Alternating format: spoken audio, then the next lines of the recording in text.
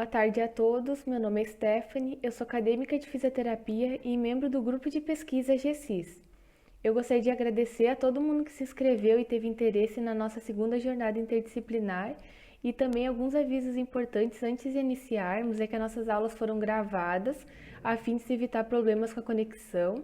As perguntas que vocês tiverem sobre o conteúdo, elas podem ser enviadas no chat que nós vamos responder no final da aula. O link para a presença também vai ser enviado no chat, ele vai ficar disponível até as 10 horas de hoje.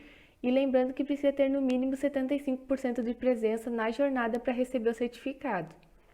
Então vamos dar início à segunda jornada interdisciplinar com a professora Melissa Agostini Lampert. Ela é doutora e mestre em clínica médica com área de concentração em geriatria, médica e geriatra no USM, professora associada do curso de medicina e do mestrado em gerontologia do FSM e líder do GCIS.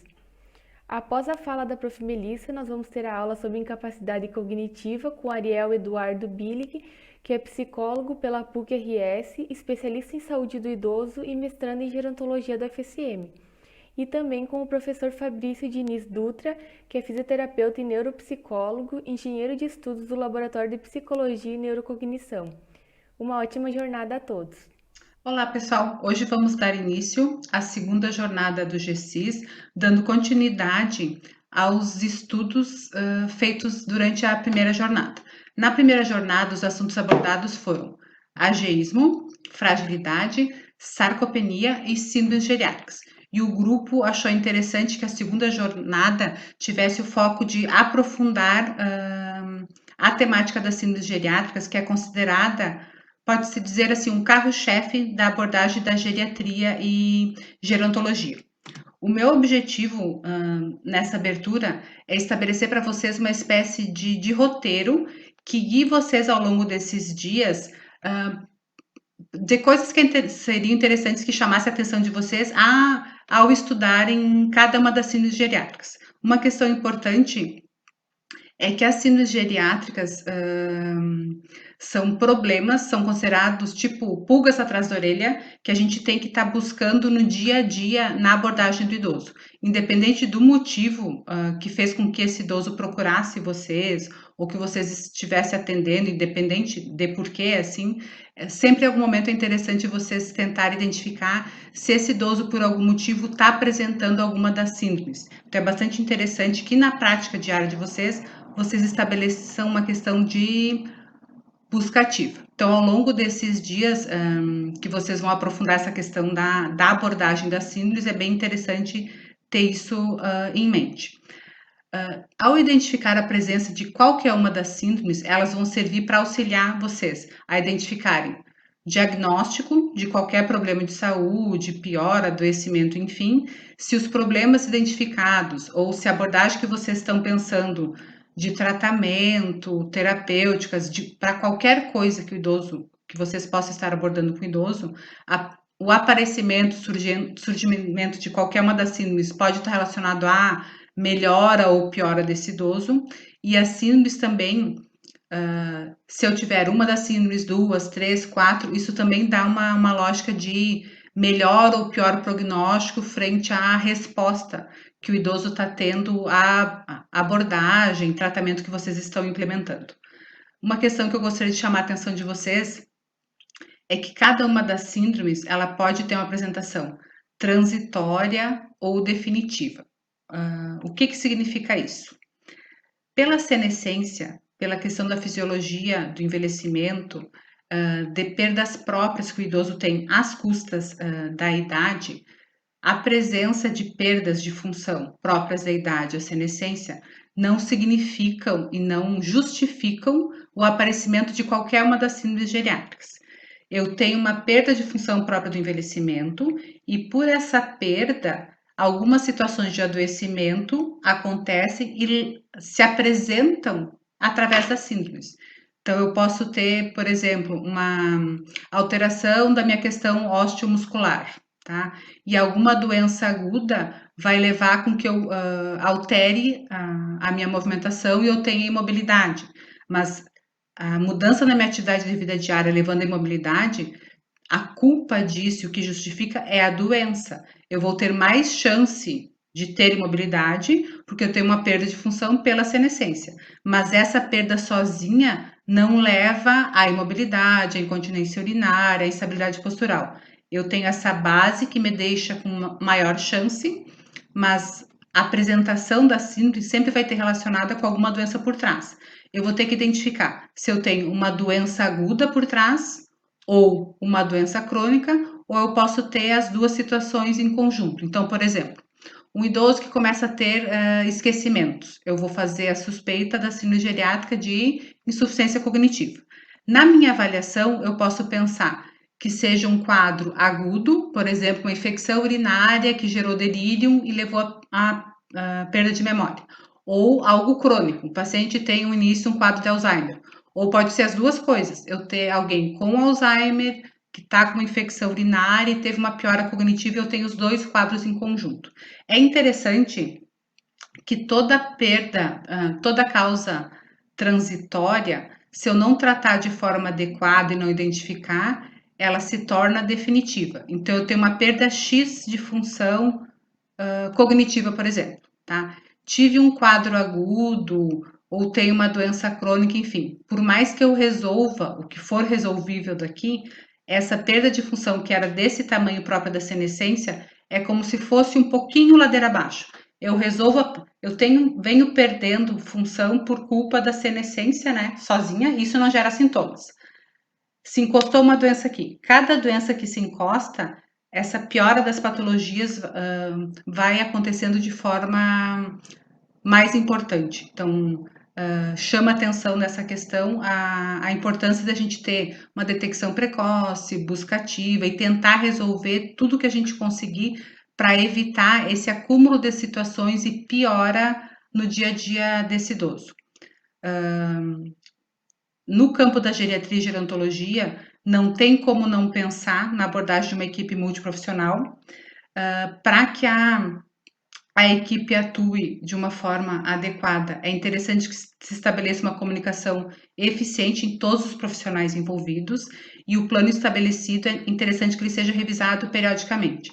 A gente tem que pensar que eu tenho um idoso, né, com algumas situações, né? Cada profissional vai enxergar esse idoso de acordo com a sua ótica, com a sua formação e vai implementar coisas específicas da sua formação. E é interessante que cada um de nós saiba qual a abordagem específica da sua profissão para aquela situação do idoso. Né? Uma coisa é eu saber o que eu preciso fazer como médica, como educador físico, como psicólogo, enfim. E outra questão importante é eu saber o que eu posso contar e como é a abordagem dos outros, do fonoaudiólogo, do psicólogo, do fisioterapeuta, do terapeuta ocupacional, do nutricionista, porque dessa forma eu vou saber fazer bem a minha parte, comunicar para os outros qual é a minha parte e saber encaminhar para os outros com alguns objetivos específicos. Então, eu tenho um objeto que é o idoso, e para eu resolver algumas questões, eu vou precisar do trabalho de todos.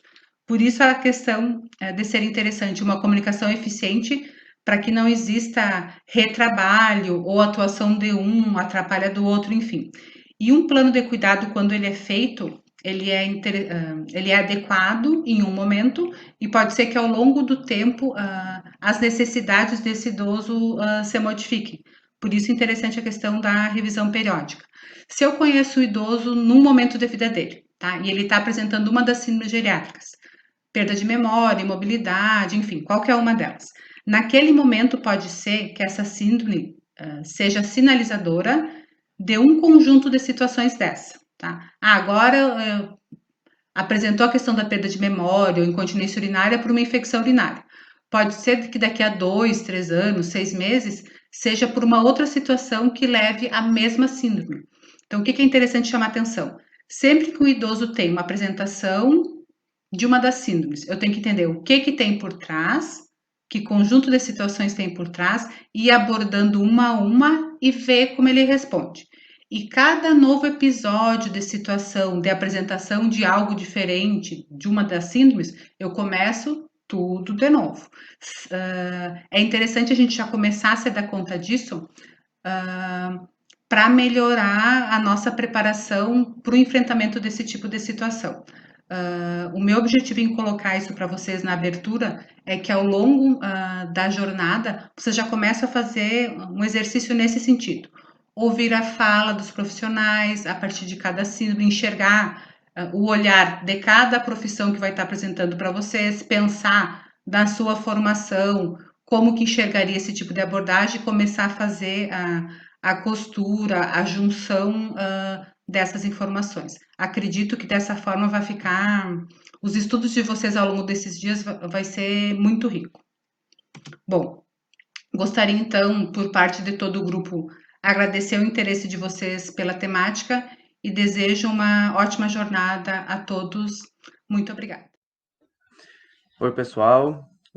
Me chamo Ariel, sou psicólogo, especialista então em saúde do idoso e mestrando em gerontologia na Universidade Federal de Santa Maria. Sou orientado pela professora Melissa e orientado pela professora Renata. O meu tema, então, de mestrado é o delírio. Eu venho trabalhando com ele já há um tempo, sob supervisão, então, da professora Melissa.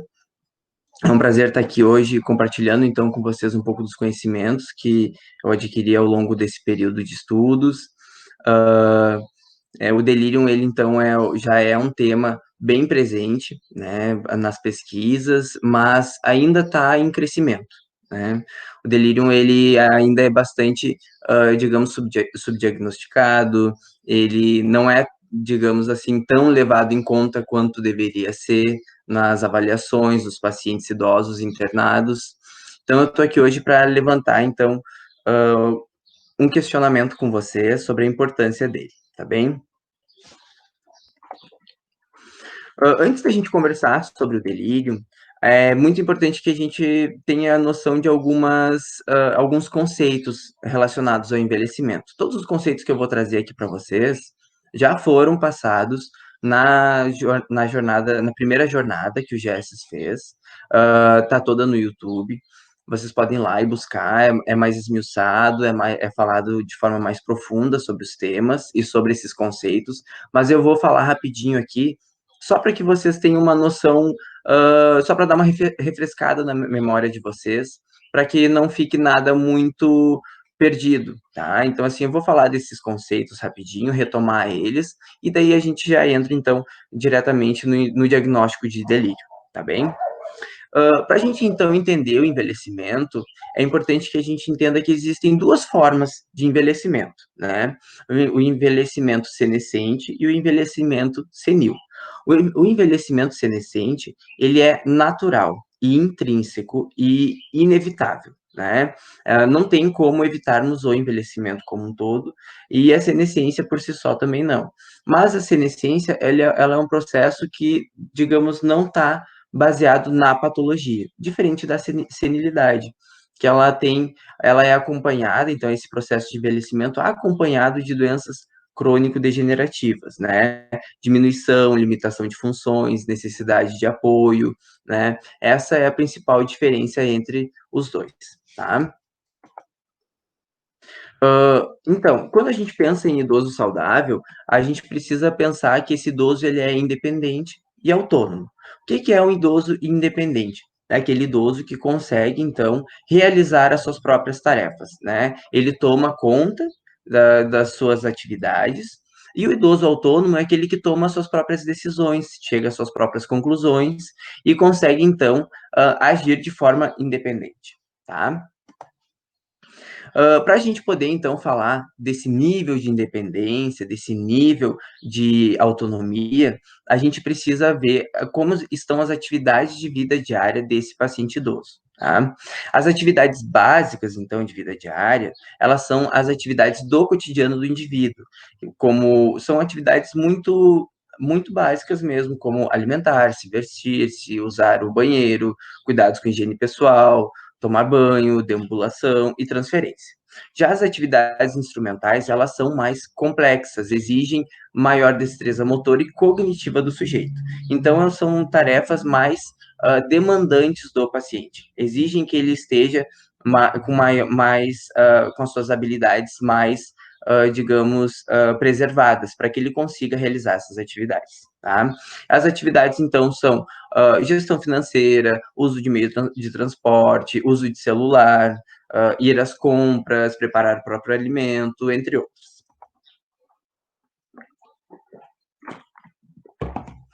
Para a gente avaliar, então, as atividades de vida diária, a gente tem duas escalas que são bem consagradas na literatura.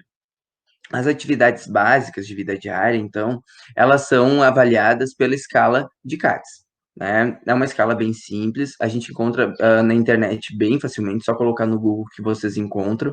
E as atividades instrumentais de vida diária são avaliadas pela escala de Lawton e Brod, tá? Eu coloquei um print delas aqui para vocês verem, terem uma ideia, e é bem fácil de encontrar na internet, tá? Vocês encontram no Google ali, é bem tranquilo.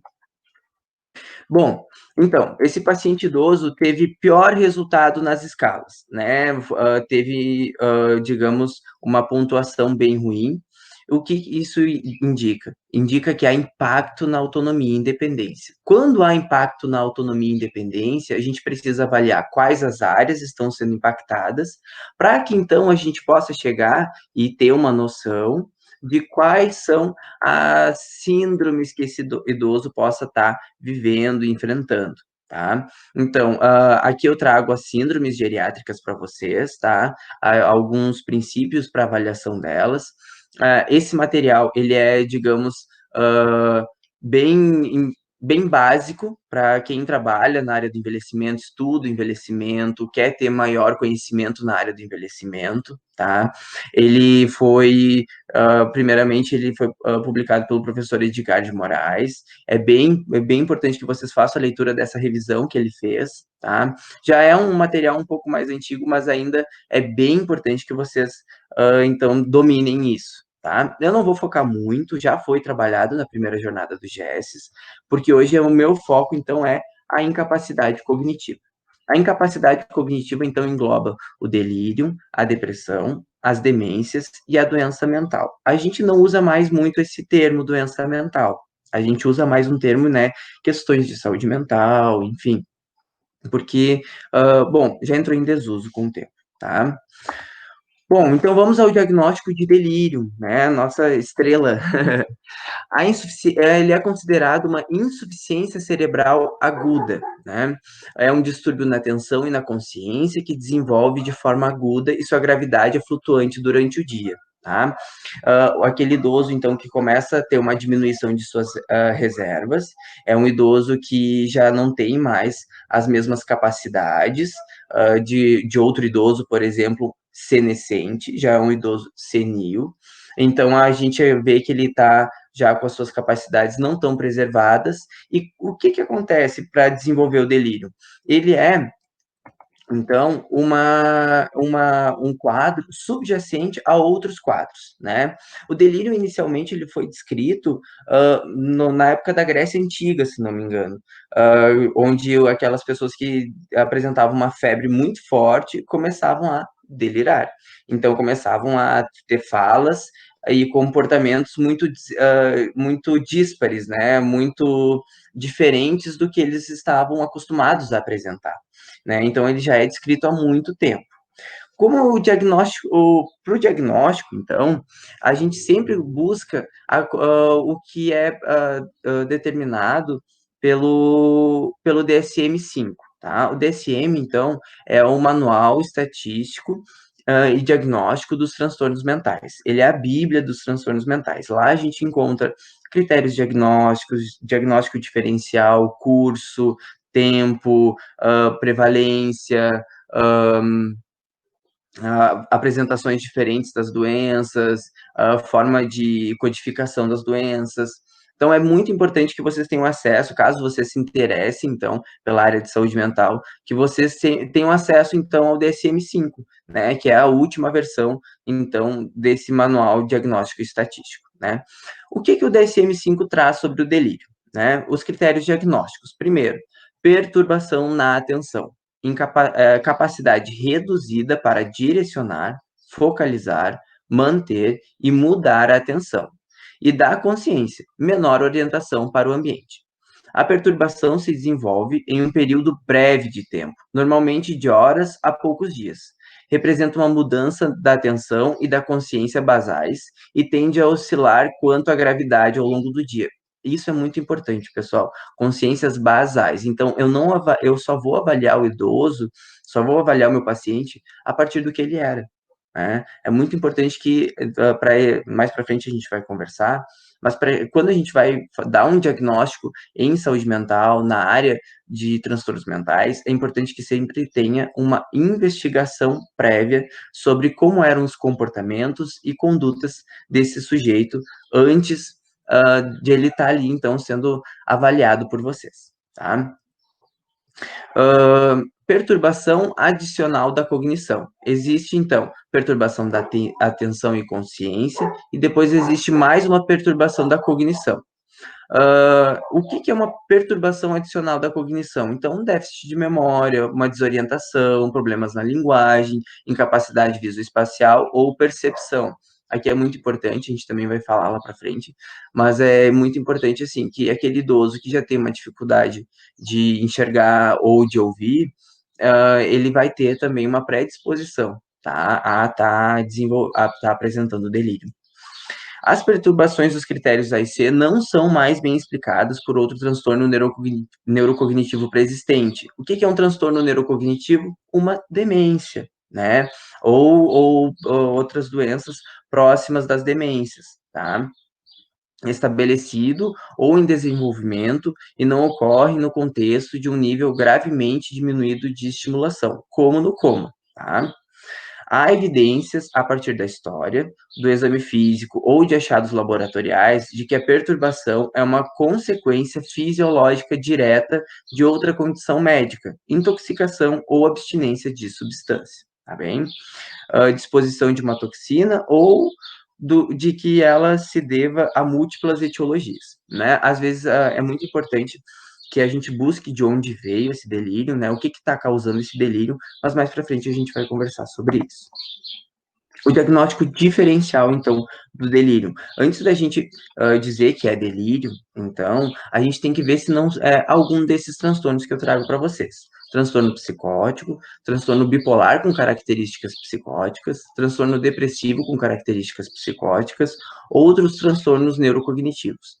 É muito importante, pessoal, que no momento em que a gente vai avaliar um idoso, no momento que a gente está frente a frente com um idoso, um familiar de um idoso, a gente comece sempre a observar que a manifestação dos sintomas, que a apresentação dos sintomas desse idoso é diferente do que a gente vê num adulto, né? Assim como quando a gente avalia uma criança, a gente avalia de outra forma. Então, assim, a manifestação dos sintomas muda muito de um adulto para um idoso.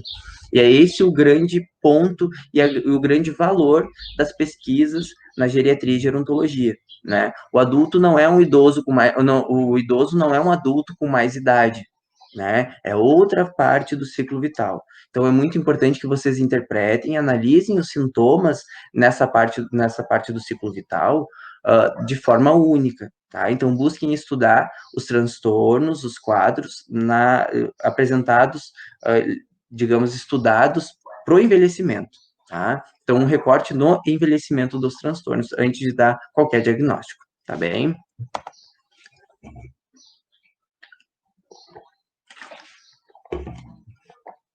O delírio, então, ele pode se apresentar de 3 formas. É muito importante, assim, pessoal, que quando a gente está conversando sobre o delírio, eu estou falando sobre o delírio em idosos hospitalizados, tá? Onde a maioria grande maioria dos idosos apresenta delírio, tá? É muito difícil encontrar um paciente apresentando delírio fora do ambiente hospitalar, tá? Aí é um delírio já desencadeado mais por substâncias, né? O delírio nos pacientes idosos, ele é um delírio apresentado por uma mudança abrupta, né, do seu ambiente, então uma internação hospitalar, onde existe uma diminuição das suas capacidades e de suas reservas, por já ter um diagnóstico prévio, por já não ter tido um estilo de vida muito saudável, por já ter tido hábitos né, que levam o idoso a não ter tido grandes reservas ao longo de sua vida. Então, quando ele vai para uma internação, ele já tem um diagnóstico, tantas mudanças, faz com que ele apresente, então, uma neuroinflamação, né, como também é visto o delírio, tá? Então, o delírio, quando avaliado em idosos, ele pode ser avaliado com 3 subtipos, tá? O hiperativo, hipoativo ou o tipo misto.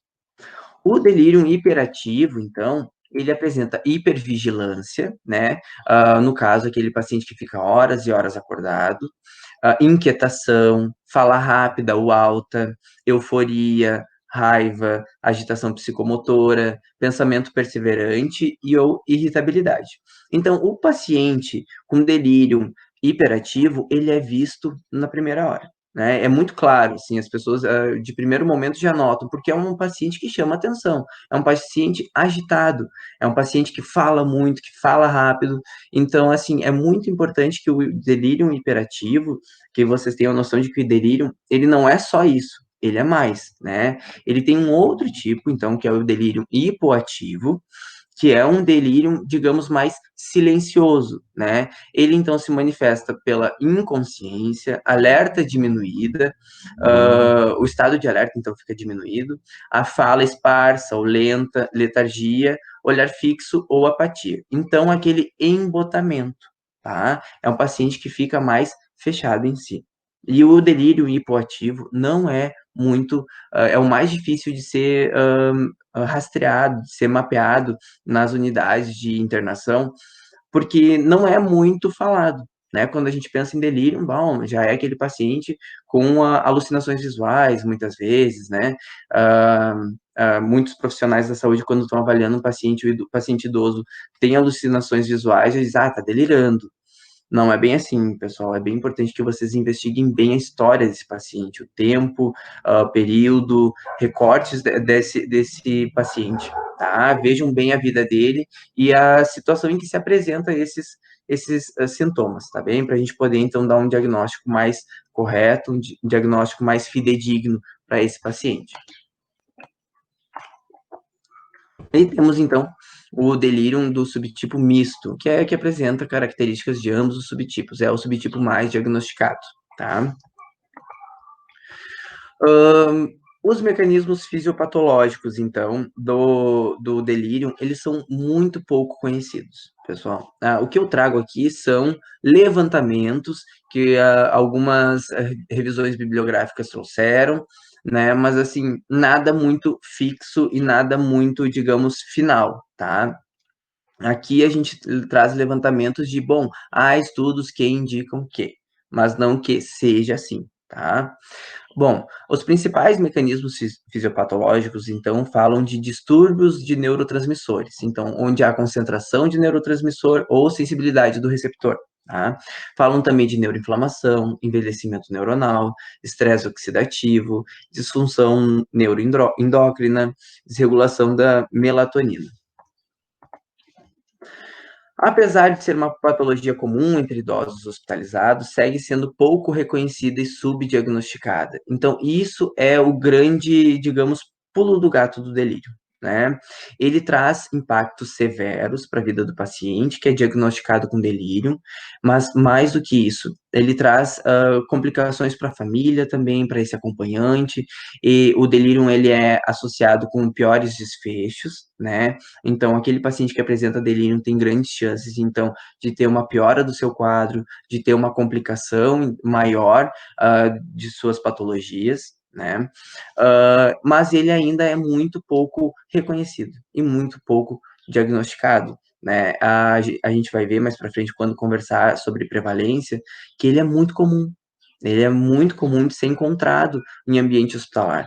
Então, é muito delicado o fato de ele não estar sendo diagnosticado, de ele não estar sendo reconhecido, né? Então, essa é a minha principal tarefa hoje aqui com vocês, é despertar a curiosidade de vocês nisso, mas também a responsabilidade, né, da gente ficar de olho, porque o delírio, sim, é uma patologia complexa, é uma patologia difícil, é uma patologia que traz bastante efeito na vida do nosso paciente. Aqui, então, eu trago um artigo para vocês, né, que fala um pouco de como ele é subdiagnosticado, né? É uma revisão que fala bastante sobre isso, é uma revisão bem moderna, acho que é de 2019. Então, é bem importante que vocês leiam, que vocês vejam, tá, sobre o tema e de como ele ser subdiagnosticado é realmente um erro muito grave com os nossos pacientes, tá? Alerto vocês sobre isso.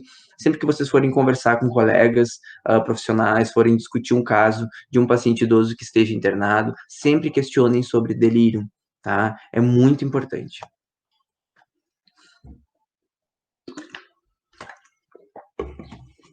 Bom, para a gente conversar então sobre o delírio, é importante que a gente saiba então os fatores de risco, para a gente poder já ter um olhar mais aguçado, para a gente ver qual é aquele paciente que pode estar apresentando ou não o delírio, né? Os fatores de risco, eles são divididos em predisponentes e precipitantes, né? Então, alguns dos predisponentes pessoal, são vários fatores de risco, vários mesmo. Eu trouxe só os principais, os mais vistos na literatura. Porque se eu fosse colocar todos, eu teria que colocar todas as patologias. Porque como o delírio é uma patologia que vem subsequente a outra patologia, então ele fica complicado trazer todas, né? Mas eu trago as principais, né? Então, predisponentes, aquele paciente que tem histórico de alcoolismo, dor crônica, histórico de doença pulmonar, hepática, renal, cardíaca ou cerebral e doença terminal, idade acima de 65 anos, sexo masculino, diminuição da atividade motora e isolamento social. Engraçado a gente falar sobre isolamento social, né? Estamos vivendo uma fase de isolamento social, né? É importante que vocês devem ter visto, caso tenham tido contato, assim, com pesquisas mais recentes, editoriais mais recentes, na parte da gerontologia tem sido muito comum editoriais falando, atentem-se ao paciente idoso com COVID, mas também com delírio, né? O delírio já era subdiagnosticado antes, agora mais ainda, né? A gente vai ver mais para frente como é importante a gente ter o acompanhamento do familiar com esse paciente idoso internado que apresenta delírio, e com essas medidas restritivas de isolamento e distanciamento, o delírio isso acaba se tornando um terreno fértil para o delírio. Outros fatores predisponentes, então, demência, depressão, violência, quedas, histórico de delírio, desnutrição, polifarmácia, 5 ou mais medicamentos, lesões por pressão e insuficiência sensorial. Então, dificuldade na visão, audição, tá?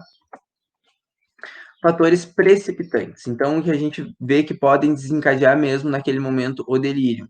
Desidratação, fratura, infecção, isquemia, uso de medicamentos indevidos ou inapropriados, doença em alto grau de severidade, cirurgia, falta de controle da dor, retenção urinária ou de fezes, estar em ambiente de UTI, privação de sono e contenção física. É muito interessante, assim, a gente falar sobre a contenção física, porque ela sempre é colocada como uma das condutas para o delírio, né? O paciente que está com delírio, bom, contém no leito. Não é o mais indicado, pessoal. É muito importante que a conduta com delírio seja outra, mais comportamental, mas não lançando mão da contenção física, tá? Existem outras formas. Bom, existem ainda os medicamentos que são indutores do delírio, né? Os medicamentos de alto risco, então, são os anticolinérgicos, benzodiazepínicos, agonistas da dopamina e meperidina. De risco moderado, então, são antibióticos, anticonvulsivantes, antihipertensivos, antivirais e antidepressivos tricíclicos, que são mais antigos, tá? Para o rastreio, então, do delírio, eu poderia trazer, assim, vários instrumentos aqui para vocês, apresentar vários instrumentos, porém já é consagrado na literatura que o CAM é o instrumento mais adequado e mais assertivo. Ele tem uma sensibilidade, uma especificidade que gira em torno de 90%, então é bem alta, é um método bem importante e de rápida aplicação. Ele tem várias outras formas de apresentação, ele tem em 4 palavras, tem o brief, tem específico para UTI, então ele tem várias, digamos, desmembramentos, tá? Mas eu trago ele aqui, então, um print do cabeçalho dele, para que vocês possam buscar na internet, caso seja do interesse de vocês. Esse método aqui, ele é muito, muito aplicado. Então, por exemplo, na pesquisa da minha dissertação de mestrado, ele foi a forma de detecção do delírio, tá?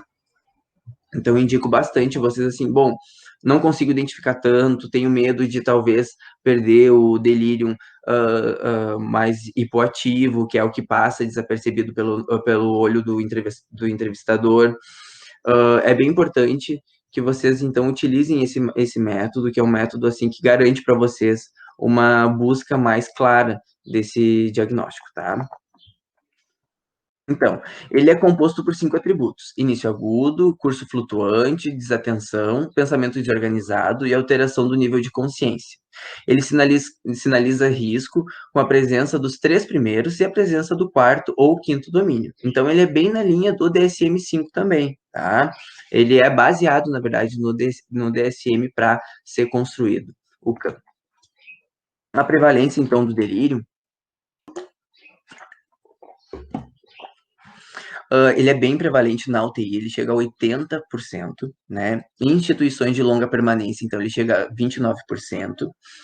Nas unidades de emergência, nos prontos-socorros, então, ele chega a 10%.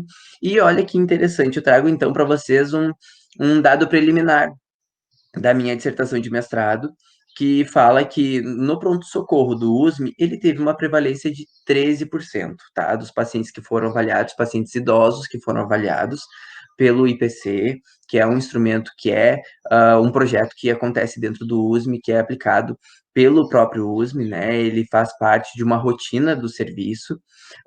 Ele, então, detecta tem vários outros instrumentos, e dentre eles o CAN. Eu fiz o recorte só do CAN, com alguns outros cruzamentos de alguns outros dados, tá bem? Mas, então, ele apresentou, então, uma prevalência de 13% de delírio no pronto-socorro do USP. As consequências, então, do delírio. A curto prazo, ele apresenta maior risco de quedas, maior tempo de internação, maiores custos hospitalares, maior duração da ventilação mecânica e grau de comprometimento cognitivo e funcional após a internação. Então, o paciente ele fica com sequelas depois do delírio, se não é bem orientado, se não é bem acompanhado, né? A longo prazo, então, o paciente apresenta 2 vezes maior risco de óbito e 3 a 4 vezes maior risco de institucionalização, tá? Isso é um dado bem importante e bem alarmante, tá, pessoal? Estudos recentes questionaram a percepção de que o delírio não é transitório, né? Eu trago a referência para vocês ali embaixo, não sei se vai estar aparecendo, mas dizendo que o delírio, então, ele persistiu em aproximadamente metade dos pacientes em 1 mês após a alta, 1/3 dos pacientes em 3 meses e 1/4 dos pacientes em 6 meses após a alta. É muito importante, pessoal, que aqui seja dito, né, que nessa revisão foi alertado sobre o delírio hipoativo, tá? Que é aquele delírio que passa desapercebido pelo olhar do avaliador, tá? Então, a abordagem ao delírio, né, os primeiros passos, a avaliação médica, né, como eu disse para vocês, ele é uma patologia que vem subsequente a outra patologia, né, então é muito importante que seja, que na avaliação médica seja buscado diminuir as formas reversíveis, o que é reversível do delírio, tá, porque nem todas são, tem algumas questões que não são reversíveis, tá? E entrevista histórica com o familiar. Isso é muito importante para que a gente saiba o que veio para o diagnóstico diferencial, principalmente com a demência, que o professor Fabrício vai estar falando depois, né? O diagnóstico diferencial de delírio e demência vem pela entrevista histórica com o familiar, né? É ele que vai trazer os dados para o investigador poder dizer se é, então, um delírio ou se é um processo já demencial que estava colocado antes, né, que pode ter se desencadeado ali na internação, tá? O que a avaliação médica, então, busca? Exclusão de causas reversíveis. Então, é baseado em exames laboratoriais, exame físico e de imagem, tá? Eu não vou me deter muito nessa parte, como eu disse no começo, sou psicólogo, não médico. A entrevista familiar, então, a entrevista com o familiar. Então, o que a gente busca nessa entrevista? Comportamentos e hábitos prévios, né? Como esse paciente era antes, o que ele fazia, o que ele gostava, como ele agia, que horas ele acordava, que horas ele dormia, né? A gente tem que ser bem curioso com a vida do nosso paciente. Como é que ele era antes? Eu quero conhecer aquele paciente antes, eu quero imaginar a vida dele antes da internação, para poder ter uma ideia do que mudou e o que não mudou, tá?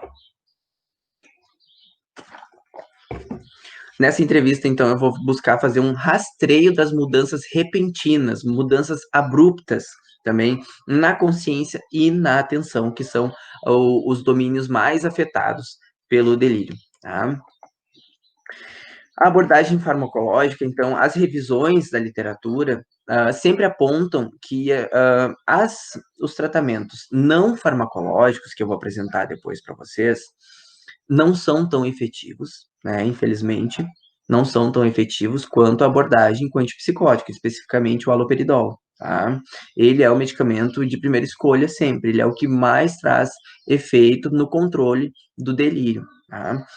Porém, pessoal, isso não diminui o valor da abordagem não farmacológica, né? Porque é uma estrutura. A gente sabe que medicamento idoso já é um paciente que não tem as mesmas reservas que outros pacientes, né? Então é importante que sempre tente evitar o uso de medicamentos. Bom, aí vai da avaliação do médico, né? Mas é importante que a gente sempre busque uma abordagem não farmacológica primeiro, né? Evitar o uso de drogas com os nossos pacientes idosos. Então, o que é a abordagem não farmacológica no delírio? É reorientação e intervenção comportamental, estrutura, rotina desse paciente, onde é que ele está internado, com quem ele está sendo, por quem ele está sendo acompanhado, qual é a equipe que está acompanhando esse paciente, né? Então, a principal conduta é permitir a presença de familiares como acompanhantes, né? E aí fica o questionamento agora nesse período que a gente está vivendo, né? Todo esse distanciamento, né? A limitação dos acompanhantes familiares dos hospitais. Então, digamos assim, é um terreno bem fértil para o delírio. Transferência para quarto privado, né, mais calmo ou mais próximo à equipe de enfermagem. Então, é um paciente que vai exigir mais cuidados, porque, como eu falei para vocês, é um paciente que está predisposto, né, esse paciente com delírio, ele está predisposto a piores desfechos, né, ele está predisposto a ter uma piora do seu quadro, não só pelo delírio, mas pelo quadro como um todo. Utilização de vocabulário simples, palavras simples, fala tranquila, fala vagarosa, contato ocular. O contato ocular, ele ajuda muito na atenção do paciente para que ele consiga se manter ali, porque existe, claro, o nível do delírio, tem pacientes que são mais graves, tem pacientes que o delírio é um pouco mais brando, mas é importante que vocês sempre tentem conversar com o paciente. Não é porque o paciente está em delírio que vocês precisem ou ignorar, né, conversar com ele, não, falar só com o familiar, ele está delirando, não vai entender nada. Não é assim, pessoal. Quanto mais a gente considera o idoso assim, o paciente em delírio assim, mais ele vai se deslocar, mais ele vai sair daquele local que ele está, ele vai, no caso, da consciência, tá? Então é importante que a gente puxe ele para aquele local e diga, ó, hoje é tal dia, hoje é tal horário, né, agora é tal horário, o senhor está em tal lugar, o senhor está acompanhado pela fulana, sua familiar, ou fulano, seu familiar. Então é muito importante que vocês coloquem ele no aqui e agora, né? Essa é a principal abordagem ao paciente, né? Então, estimular o uso de óculos e aparelho auditivo. Quando o paciente, então, começa a apresentar os primeiros sintomas de delírio, a primeira coisa que ele faz é tirar o aparelho, tirar o óculos, não querer usar, né? Ficar um pouco mais, digamos, teimoso, né? Ficar um pouco mais resistente, então, às nossas abordagens, mas é importante que a gente estimule o uso, então, de óculos e o aparelho auditivo. Estimular a mobilidade e o autocuidado, então é sempre conversando com o idoso, né, dizendo para ele de como é importante que ele dê pequenas caminhadas, que ele saia do leito, não fique só restrito ao leito, se ele, claro, de acordo com cada caso, de acordo com a possibilidade, né, e muito importante o autocuidado dele, né? A higiene pessoal, que ele diga, olha, que ele consiga se comunicar. É importante lembrar ele de como é importante que ele se comunique com o familiar, porque às vezes, no meio de todo esse processo, ele acaba se esquecendo, ele acaba deixando isso de lado, ignorando o acompanhante, isso acontece bastante, e fica muito autocentrado, muito voltado para ele mesmo. Então é muito importante que seja trazido, então, para o ambiente onde ele está, mas de uma forma mais leve, tá? Então, é importante colocar uma rotina clara e o uso de relógio, tá? Então, uma rotina clara para dar uma estrutura de o que vem depois, para ele saber como é que vai ser o dia dele, né? Isso dá uma, digamos, uma garantia para ele, uma calma para ele, porque quando a gente não sabe o que vem depois, o que é muito comum em hospitais, né? Bom, eu tenho um exame para fazer, mas não sei a hora, né? Eu tenho tal, eu vou ir para outro quarto, mas eu não sei onde fica, não sei o andar, não sei nem que ala que fica. Então, essas incertezas propiciam o aparecimento do delírio, tá? E como eu já disse antes, então, evitar a contenção física, isso é fundamental, pessoal. A contenção física é só em últimos casos, né? Discutam muito em equipe, conversem isso com os colegas de vocês, né? Sobre a real necessidade da contenção física. Vejam se não é uma primeira saída para evitar um esforço maior, porque querendo ou não, é mais fácil, né? É mais fácil a gente poder chegar lá e dizer, não, vamos conter, né? Mas não é a melhor saída, não é a melhor opção, tá? Então, o familiar do paciente idoso com delírio, é muito importante que seja dado o apoio para esse cuidador, que seja dado orientações sobre o delírio, sobre o que é a doença, sobre como agir, sobre como ele deve abordar esse paciente idoso, né? É importante que sempre as falas desse familiar sejam mais calmas, serenas, evitando contrariar esse paciente, né? Tendo um jogo de cintura, tendo uma conversa que faça esse paciente se sentir à vontade no ambiente onde ele está. Isso é muito importante, porque esse paciente idoso ele está bem fragilizado. Né? Ele está assustado, então ele está desorientado, então é um paciente que está predisposto a ter maior irritabilidade, como a gente já conversou. Então são coisas que acabam pesando mais ainda a vida do cuidador ou da cuidadora. Né? Então é muito importante assim que vocês se atentem ao cuidador desse paciente idoso, né? Que vocês deem as orientações corretas, que vocês deem então a base então para esse cuidador. Porque quem fica lá no hospital com esse paciente idoso em delírio é o cuidador. Nós profissionais a gente vai lá, a gente atende e sai atender outros pacientes, a gente não fica com ele 24 horas. É esse acompanhante que vai ficar com ele 24 horas. E isso é bem desgastante. Né? Tem vários estudos que falam sobre a sobrecarga do cuidador no paciente com delírio, que é maior, é muito maior a sobrecarga do cuidador quando o paciente tem delírio. Né? Então, vamos cuidar de quem cuida. Tá? Isso é muito importante, isso faz parte do tratamento, né?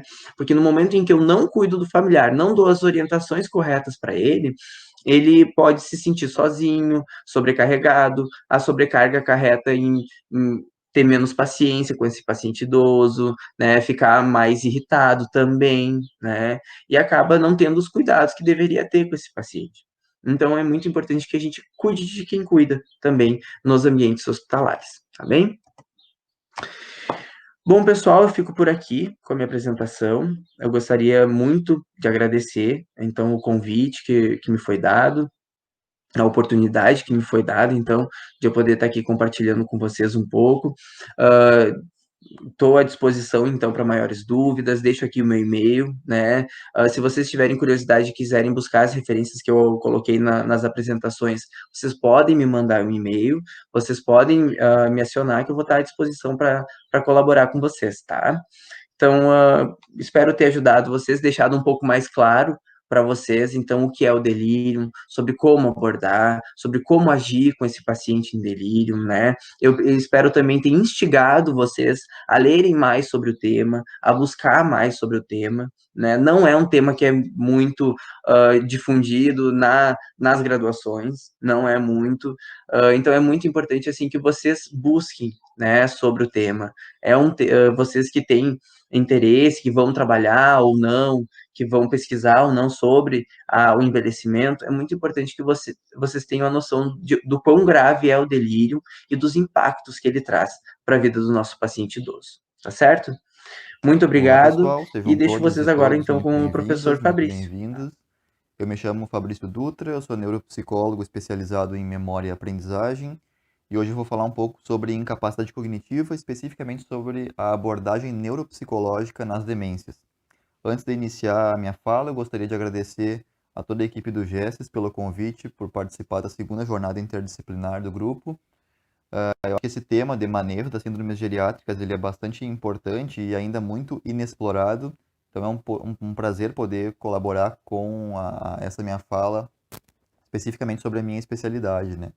Essa fala vai ser dividida em dois momentos. Um primeiro momento mais introdutório, mais geral, sobre as, a, a, a incapacidade cognitiva como um todo, em especial sobre as demências.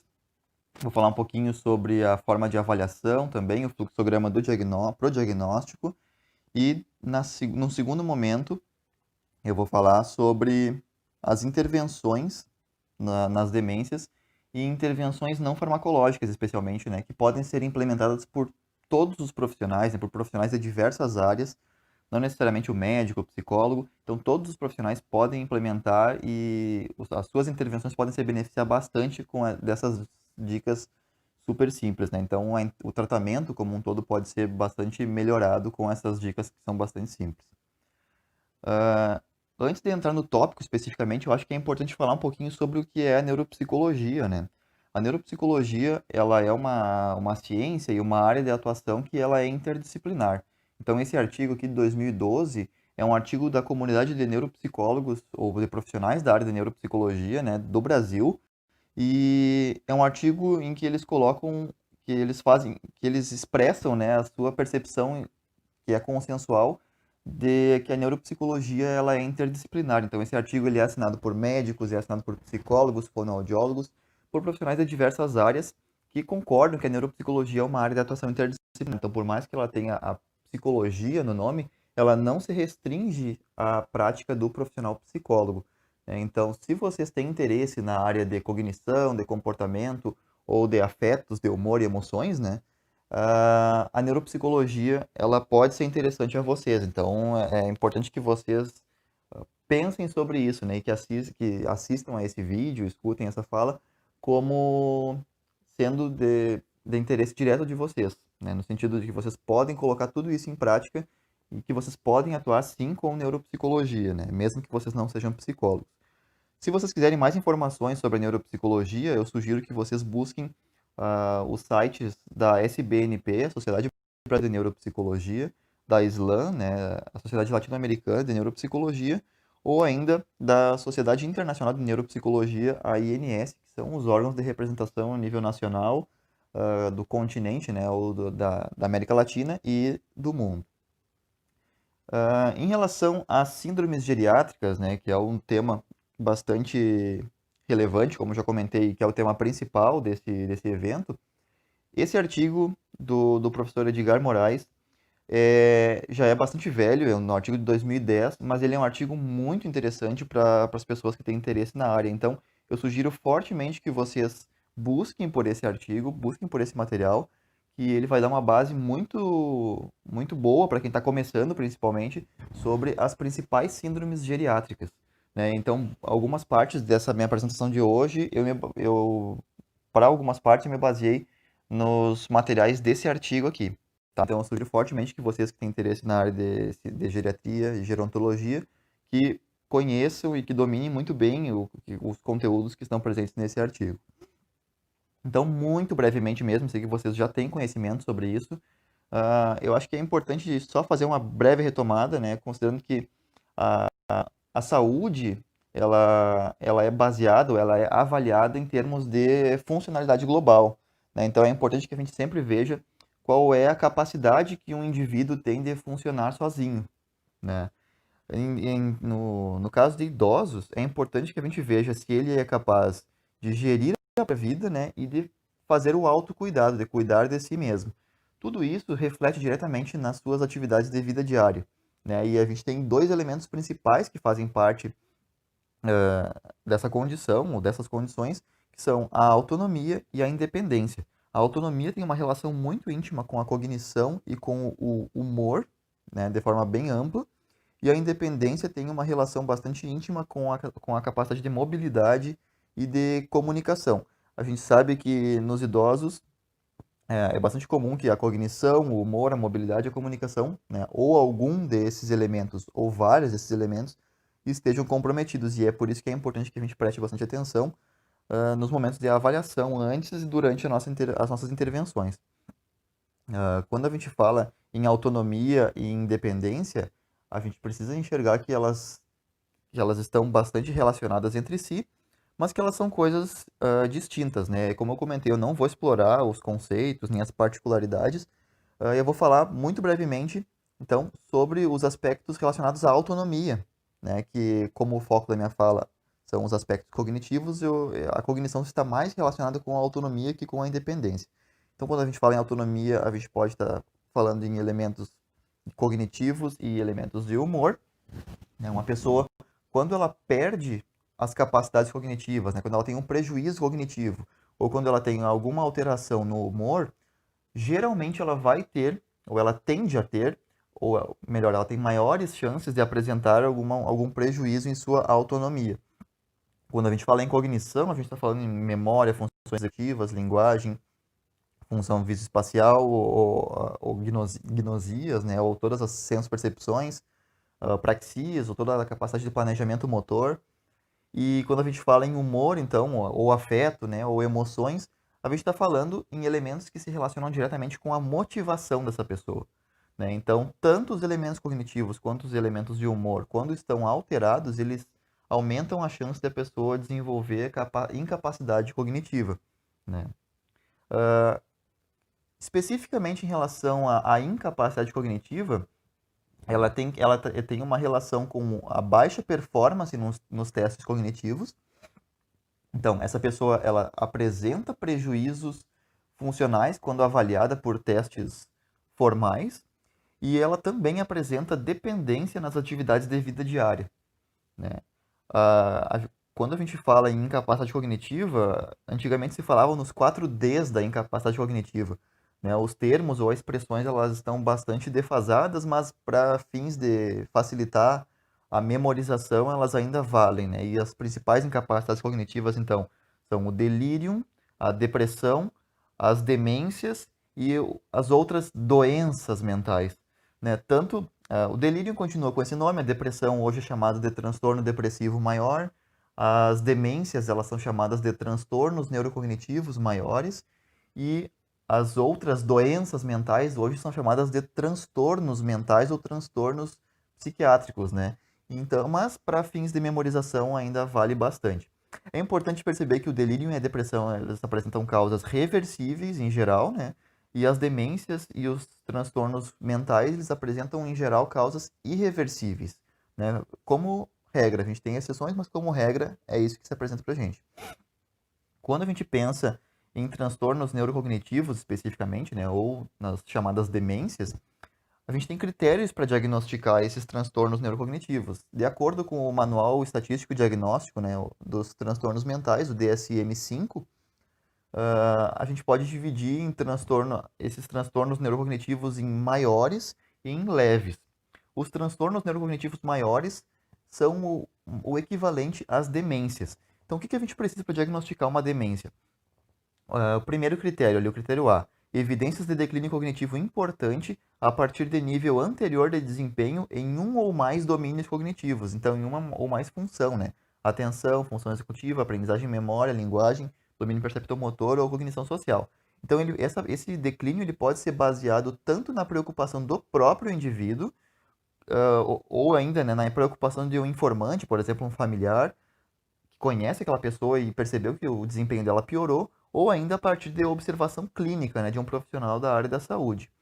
E esse prejuízo substancial no desempenho cognitivo tem que ter um prejuízo substancial, né? e seria bastante importante que a gente conseguisse documentar esse prejuízo, então avaliado a partir de testes neuropsicológicos padronizados, né? Esse é o padrão ouro para diagnóstico. E ainda esses déficits, eles têm que apresentar interferência, né? O critério B ali, precisam interferir na independência nas atividades de vida diária, né? Então, por exemplo, no mínimo, ele precisa que as atividades instrumentais complexas de vida diária, como pagamento de contas ou controle de medicamentos, por exemplo, estejam comprometidas.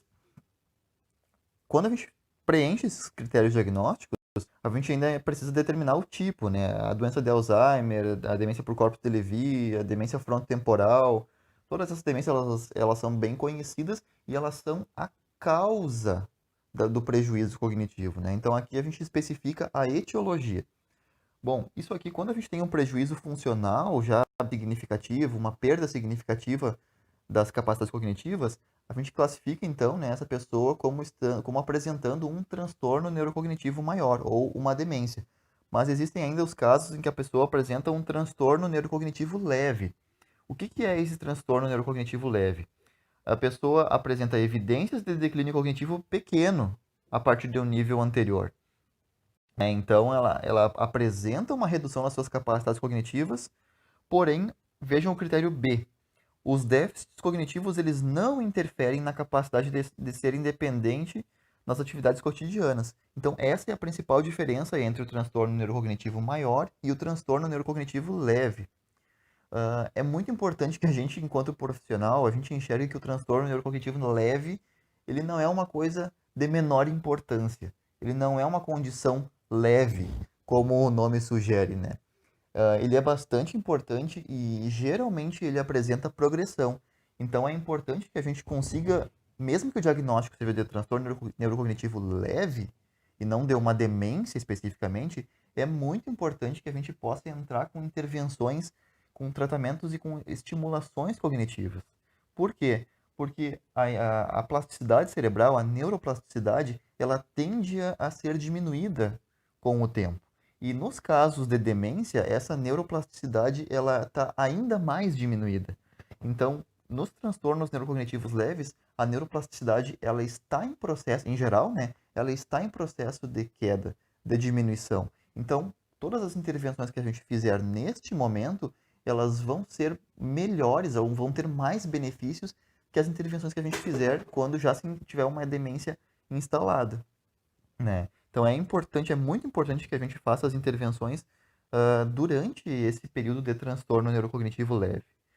Muitas vezes a gente já não consegue fazer o diagnóstico, né, durante esse período, mas quando é o caso, é muito importante que a gente invista nas intervenções precoces ou, né, intervenções que estejam ainda dentro desse período de transtorno neurocognitivo leve. De qualquer forma, elas são condições diferentes, né? A demência e o transtorno neurocognitivo leve são condições clínicas diferentes. Então, especificamente, o transtorno neurocognitivo maior ou leve devido à doença de Alzheimer, né, é a condição mais comum que nós temos dentro dos transtornos neurocognitivos. De acordo com a literatura, cerca de 50%, de pelo menos 50% dos transtornos neurocognitivos são devido à doença de Alzheimer. E os critérios diagnósticos, então, para essa condição, é que são atendidos os critérios para transtorno neurocognitivo maior ou para transtorno neurocognitivo leve. O critério B, né, que há um surgimento insidioso e progressão gradual do prejuízo em um ou mais domínios cognitivos. E que os critérios são atendidos para doença de Alzheimer provável ou possível, né? Então, não vou entrar em detalhes, mas é importante que vocês tenham em mente que a doença de Alzheimer ela é a causa do transtorno neurocognitivo maior, certo? Então, quais são as manifestações mais comuns, né, que a gente observa quando tem um quadro demencial? Normalmente, na imensa maioria dos casos, a gente observa um esquecimento, né? Então, a pessoa tem uma perda de memória, normalmente relacionada à memória recente, né, aos acontecimentos mais recentes que essa pessoa vivenciou, ou ainda ela apresenta lapsos de memória, né? Ela tem alguns apagões bem importantes. Quando a gente tem esse tipo de esquecimento, a gente pode aplicar uma triagem cognitiva. Qualquer profissional pode fazer essa avaliação de memória, tá? Então, se a pessoa não apresenta perda cognitiva nessa triagem, já é um bom indicativo de que ela não apresenta algum prejuízo funcional, né? Agora, se essa pessoa já tem a presença, né, de perda cognitiva nessa triagem, ou seja, se ela apresenta nos testes, né, nesses testes iniciais, que são os testes da triagem, né, se ela já apresenta algum prejuízo cognitivo, a gente precisa avaliar também se ela tem prejuízo ou não em suas atividades de vida diária, né? Lembrem sempre que para aplicar instrumentos simples de atividade de vida diária, todos os profissionais estão habilitados para aplicar instrumentos simples, aqueles que a gente pergunta para a pessoa se ela está com algum prejuízo específico. Agora, para avaliar atividades de vida diária em loco ou in situ, né, para verificar, para ver se a pessoa está com alguma dificuldade, então colocar a pessoa para lavar uma louça, por exemplo, para ver se ela está conseguindo cumprir todas as etapas do processo de lavar a louça, essas avaliações mais específicas, as avaliações in situ, elas são feitas exclusivamente por terapeutas ocupacionais, tá? É importante que a gente tenha em mente isso. Então, se a pessoa apresenta perda cognitiva nos testes de triagem e não apresenta prejuízo significativo nas atividades de vida diária, ela tem um transtorno cognitivo leve. Se a pessoa apresenta perdas cognitivas nas triagens e ela já apresenta comprometimento nas atividades de vida diária, aí ela vai ter uma incapacidade cognitiva. Aí ela vai ter, no caso, né, da minha fala, ela vai ter especificamente um quadro demencial, um transtorno neurocognitivo maior. Um dos instrumentos que, de acordo com a literatura, né, é o mais utilizado para fazer a triagem das funções cognitivas é o mini exame do estado mental, que é conhecido como Mini Mental, né, ou MEEM. É um instrumento bastante simples que ele avalia os- as áreas, né, de orientação, de memória imediata, de atenção e cálculo, aí a evocação da memória, né, avalia também a linguagem, ah, e ainda as capacidades, brevemente, né, as capacidades de visoconstrução. Esse instrumento tem uma pontuação máxima de 30 e o ponto de corte ele varia de acordo com a escolaridade, né? Então ele está entre 18 e 26 pontos em geral, né? É importante que vocês, se forem utilizar o minimento, que vocês busquem as normas para a utilização do minimento. Nós temos ainda um outro instrumento que é o Montreal Cognitive Assessment, que é o MoCA, que ele é bastante semelhante ao Mini-Mental, então ele também avalia as capacidades executivas, né, ou visoespaciais, as capacidades de nomeação, de memória, de atenção, de linguagem, de abstração, então ali é a evocação tardia da memória e ainda a capacidade de orientação. De forma bastante semelhante ao Mini-Mental, ele também tem um ponto de corte, e um ponto importante é que o Mini Mental ele é o mais utilizado, então nós temos normas para diferentes populações, mas o MoCA ele é mais sensível para detectar transtorno neurocognitivo leve. Tá? Então são duas boas opções para a gente usar como triagem. O que é importante que a gente leve em conta? Que eles não são instrumentos de avaliação formal, de avaliação diagnóstica. A gente não pode usar só esses instrumentos e dizer que a pessoa tem um transtorno neurocognitivo. Então é importante que seja feita uma avaliação detalhada, uma avaliação do perfil funcional. Tá? E a avaliação neuropsicológica, vários profissionais podem fazer. O que acontece é que alguns profissionais vão ter restrições de acesso a alguns testes. Por exemplo, somente psicólogos podem aplicar as escalas Wechsler, que são aquelas escalas que são consideradas o padrão ouro para avaliação da inteligência e de diversas funções.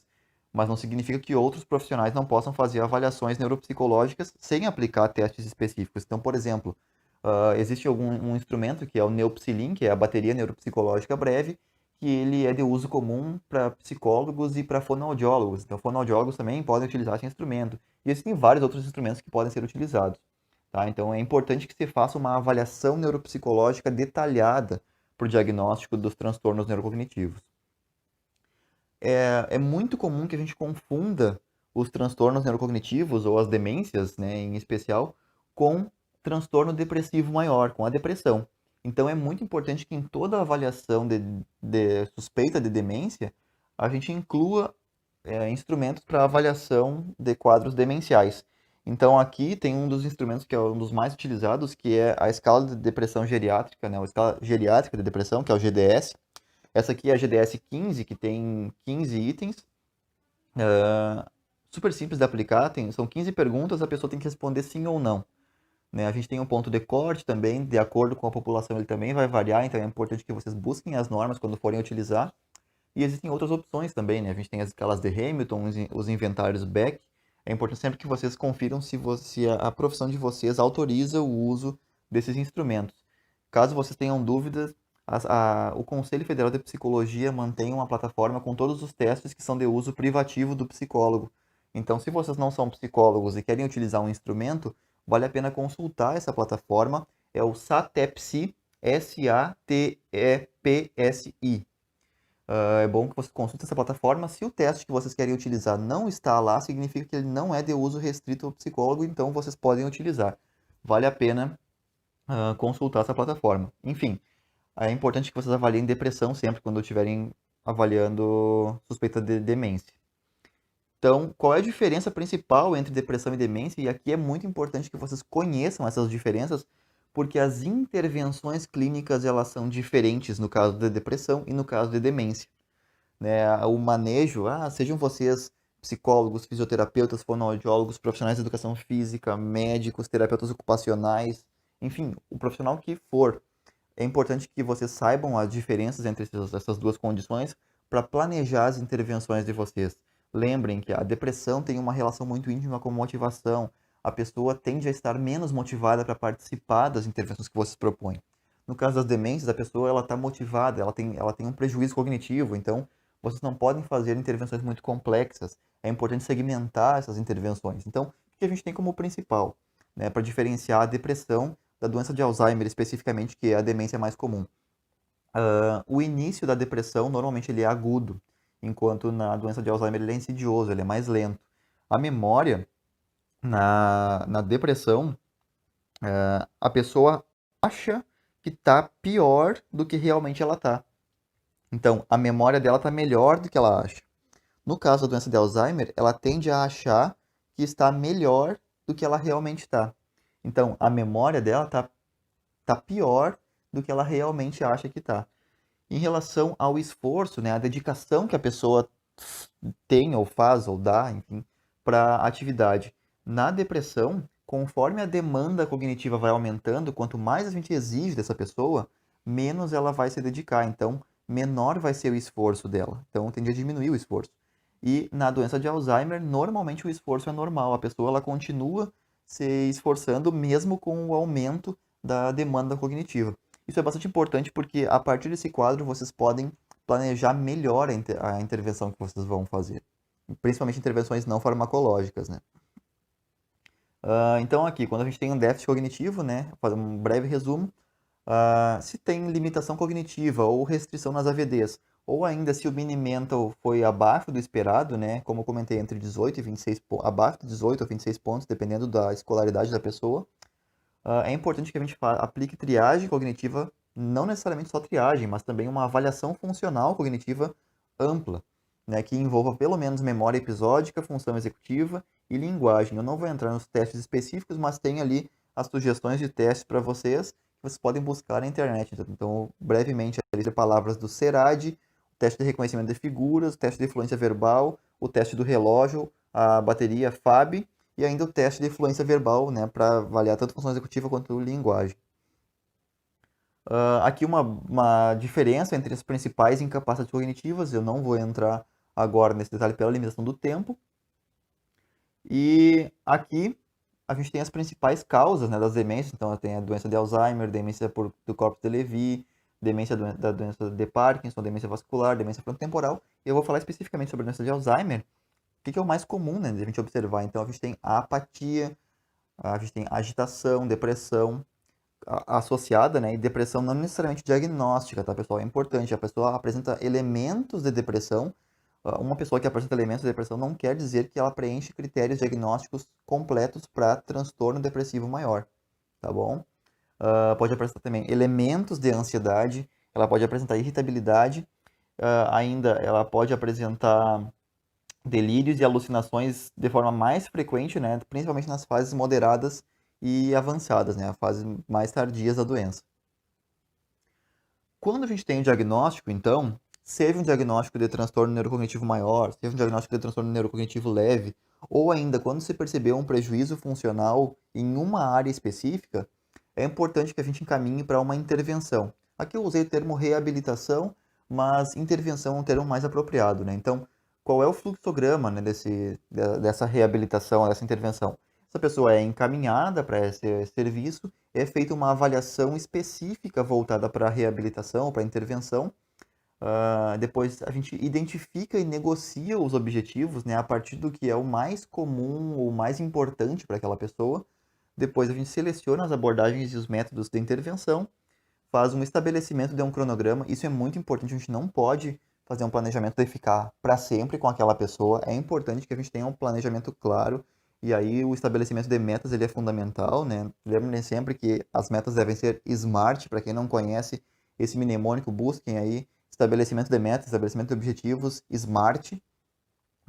Busquem no Google, é importante que vocês conheçam, né? Ali tem o estabelecimento de um plano de ações, implementação das intervenções de reabilitação. Depois a gente precisa reavaliar os resultados e fazer o encaminhamento ou a alta, né? Em relação ao plano de reabilitação, pessoal, isso aqui é muito importante, vale para todos os profissionais. Eu aprendi, eu comecei a fazer, não aprendi, né? Eu comecei a fazer esse tipo de plano de reabilitação. O meu é diferente desse, mas esse aqui ele é mais didático. Eu comecei a fazer esse plano de reabilitação a partir do momento em que eu fiz a formação no curso Bobot. Para quem é da área de reabilitação, né, físio, fono e TO, principalmente, sabe o que é o Bobot. É um curso de intervenção em reabilitação neuromotora, muito comum, um dos mais comuns que a gente tem hoje em dia. E esse plano de reabilitação ele se baseia em estabelecer, em elencar, né, ou deixar claro qual é o problema ou a limitação que aquela pessoa apresenta, qual é o meu objetivo com a minha intervenção, qual é a hipótese que pode explicar aquele problema que a pessoa tem, qual é a estratégia ou intervenção que eu vou utilizar e qual foi o resultado que eu obtive depois de implementar essa estratégia ou intervenção. E por fim, qual é o próximo passo, né? O que eu tenho que fazer, o que eu tenho que colocar como objetivo seguinte. Então, como exemplo, a conversa da pessoa é muito longa, então ela acaba perdendo a linha de raciocínio e se repetindo. Qual é o meu objetivo terapêutico? É reduzir o tempo da conversa. O que pode explicar a pessoa ficar se repetindo, né, e perdendo a linha? Talvez um déficit na memória de trabalho ou uma falta de consciência sobre os déficits. Então, qual a estratégia que eu vou implementar? Vou fornecer feedback na presença do comportamento. Então, quando ela começar a repetir, eu vou falar que ela está repetindo. Aí, nesse caso hipotético, né? Qual foi o resultado encontrado? Ela conseguiu perceber quando começa a se repetir. Ótimo. Agora, qual é o próximo passo? Eu quero evitar que ela inicie a repetição. Eu não quero que ela repita e aí eu dou o feedback e ela para. Eu quero que ela nem comece. Então, a gente vai passo a passo fazendo isso. Agora, um outro exemplo em outra área em outro domínio cognitivo, né? Então, ela não lembra de sua história completa. Qual é a minha meta? Auxiliar o elo entre as ilhas de memória autobiográfica. Então, ela tem essas ilhas de memória, só não consegue ligar uma a outra ou acessar elas. Qual é a hipótese explicativa? Ela está com um déficit no acesso à informação. Qual é a estratégia ou intervenção que eu posso utilizar? Por exemplo, uma terapia de orientação à realidade, uma terapia de reminiscências. Então, são terapias diferentes, né? Mas que são bastante úteis. Daí, por exemplo, qual foi o resultado? Ela consegue agora organizar uma linha temporal de eventos. Qual é o próximo passo, então? Armazenar informações novas, mais relevantes. Então, assim a gente vai fazendo. Para todos os domínios cognitivos, a gente coloca objetivos específicos. Todos os profissionais da área de reabilitação se beneficiam desse planejamento. Tá? Fisioterapeuta, profissional de educação física, fonoaudiólogo, terapeuta ocupacional e assim vai. Quando a gente fala em reabilitação, é importante que a gente tenha claros quais são os conceitos, né? Aqui eu peguei um quadro. Terapeutas ocupacionais sabem muito bem, né, qual é a diferença entre todos esses conceitos, mas eu acho que vale a pena que todos os profissionais conheçam. O que é uma atividade? É uma unidade básica de uma tarefa. Por exemplo, separar os ingredientes para fazer um pão de queijo. O que é uma tarefa? É o conjunto de atividades com um propósito definido. Então, por exemplo, fazer o pão de queijo para uma festa. O que que é um exercício? É um conjunto de atividades com um propósito definido e com uma graduação de dificuldade. Então, por exemplo, fazer pão de queijo para a festa com velocidade de execução progressiva, ou seja, vai ficando cada vez mais difícil de fazer, tá? Então, isso que é um exercício, é o que vai aumentando a progressão. É o mais importante para as nossas intervenções. Nós temos que fazer exercícios, aumentando a dificuldade. Aí tem o conceito de ocupação que eu não quis colocar aqui, porque existe uma disputa muito grande, né, em relação a esse conceito. Então, deixo para vocês pesquisarem em casa, tá bom? Googleiem isso. Então, tem aqui a atividade, ela está incluída na tarefa, que está incluída no exercício, que está incluída na ocupação. Quando a gente fala em abordagens e métodos de intervenção, então a gente precisa saber que existem 3 tipos de abordagem diferentes. Abordagem remediativa, que é melhor, abordagem remediativa, abordagem adaptativa ou compensatória e abordagem mista. O que é uma abordagem remediativa? A pessoa, ela vai apresentar, uma pessoa com demência, por exemplo, vai apresentar déficits em algumas funções específicas. Digamos que uma pessoa com doença de Alzheimer, que apresenta transtorno neurocognitivo maior em função da doença de Alzheimer, apresenta prejuízo nas suas capacidades de, por exemplo, memória e linguagem, tá? Mas ela apresenta as capacidades de senso-percepção, de controle motor, enfim, as outras capacidades preservadas. A abordagem remediativa vai tentar melhorar especificamente aquelas funções que estão prejudicadas. Então, ela vai focar principalmente nesse exemplo que eu dei, né, da pessoa que tem prejuízo em memória e linguagem, ela vai focar especificamente em trabalhar memória e linguagem. Tá? Então, aqui é o treino cognitivo, é bastante comumente usado dessa forma. A abordagem adaptativa ou compensatória, ela vai focar principalmente em melhorar as outras capacidades cognitivas que estão preservadas para compensarem ou para darem suporte para aquelas capacidades cognitivas que estão prejudicadas. Tá? Então, eu trabalharia nesse exemplo que eu dei da pessoa que está com prejuízo na memória e na linguagem, eu trabalharia outras funções como capacidade motora, capacidade de funções executivas, capacidade de senso-percepção e assim por diante. E a abordagem mista, ela trabalha tanto as funções que estão prejudicadas, quanto as funções que estão preservadas. Cada uma dessas abordagens vai ter o seu mérito e ela é utilizada em situações distintas. É importante que vocês saibam quando utilizar cada uma delas, tá bom? Agora, pessoal, sendo agora dicas bem práticas para os profissionais da área da saúde, que são baseadas em dúvidas frequentes, né? Então, a primeira coisa que eu vou sugerir para vocês, né? Óbvio que a gente não tem regra, pessoal, mas isso aqui é de acordo com pesquisas científicas, o que a gente tem de melhor até o momento, tá? Como regra, nós temos exceções, então, claro, mas é importante que são dicas úteis no nosso manejo clínico diário. Então, sobre a terapia de validação. O que é isso, pessoal? A pessoa que tem prejuízo severo na memória, ela tende a apresentar dificuldades no pensamento, tende a apresentar dificuldades na compreensão do que está acontecendo no presente, né? Às vezes ela fica sem saber o que está acontecendo, quando ela está, quem são as pessoas que estão à volta dela. Então, o que acontece? Ela fica muito mais segura e ela só consegue acessar memórias antigas, né? Então, ela fica meio presa no passado, né? Então, ela tende a reviver o passado. Ou o que acontece com muita frequência também é que essa pessoa ela fica oscilando. Às vezes ela está bem ciente do que está acontecendo no presente e às vezes ela acaba revivendo e fica confusa, né? Desorientada no tempo, fica meio sem saber o que está acontecendo no tempo. Então é importante que a gente priorize uma abordagem de acolhimento e de aceitação, no caso, então, de validação, né, dessa pessoa com demência, mesmo que os seus pensamentos não sejam condizentes com a realidade atual.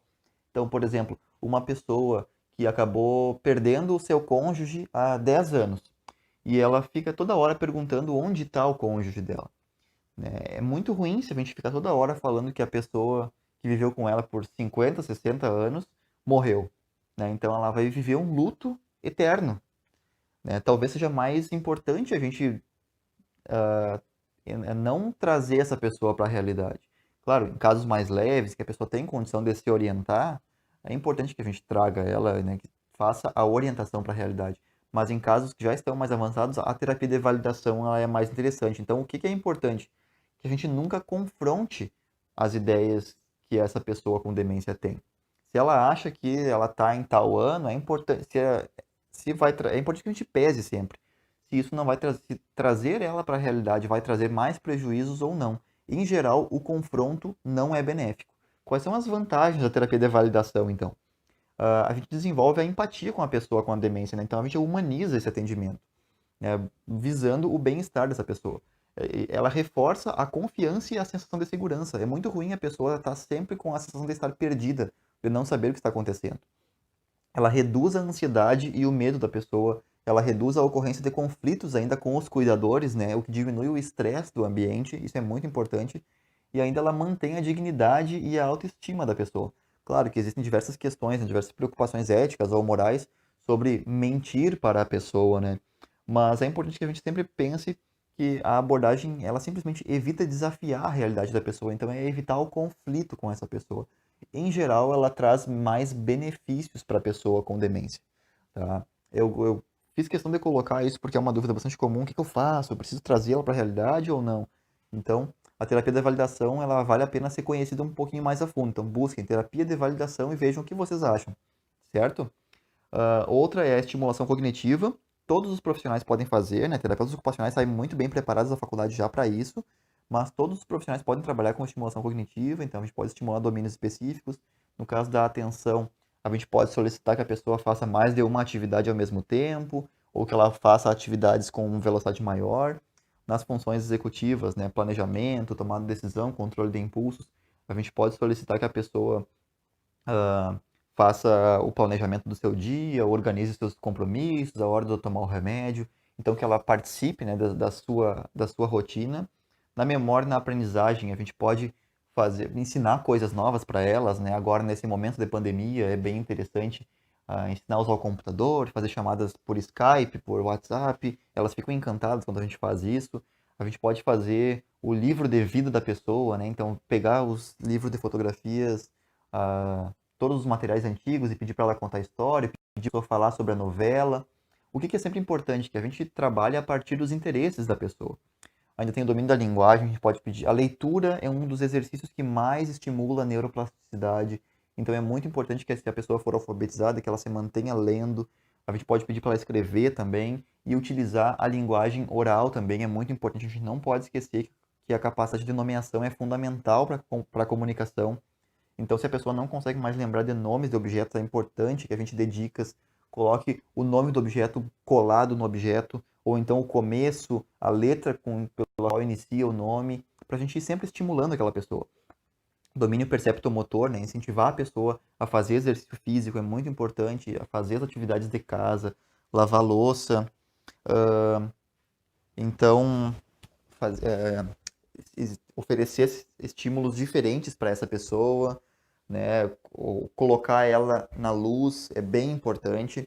E também o domínio da cognição social, fazer essa pessoa interagir com outras pessoas, né? Agora, como eu falei, nessa época de pandemia, o Skype, o WhatsApp são ótimas pedidas, né? Reunir a família quando possível, para que essa pessoa se mantenha ativa. Lembrem, leitura, exercício físico e interação social são as atividades que mais estimulam a neuroplasticidade, então é importante que a gente incentive essas atividades com a maior frequência possível.